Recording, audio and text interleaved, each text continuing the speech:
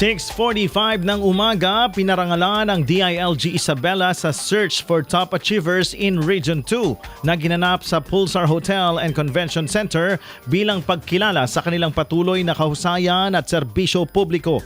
Isa sa mga tampok na nagwagi ay si Jessica M. Palalay, Administrative Aide 6 na itinanghal na Best Non-Technical Staff para sa 2025 dahil sa kanyang dedikasyon at profesionalismo.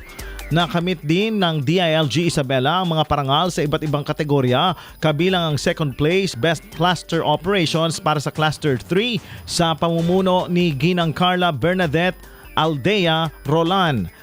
Sese at third place Best Cluster Operations para sa Cluster 1 na pinamumunuan ni Engineer Cristina Sumera.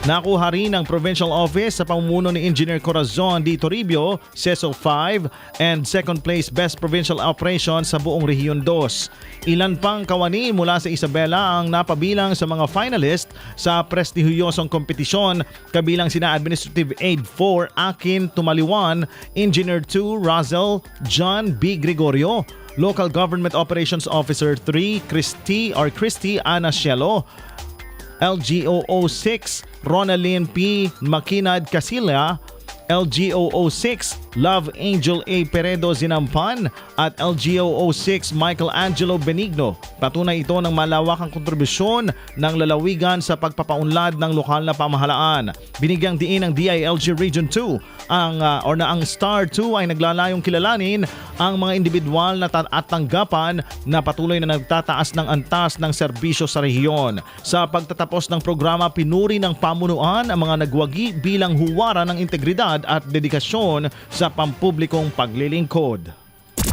IFM News.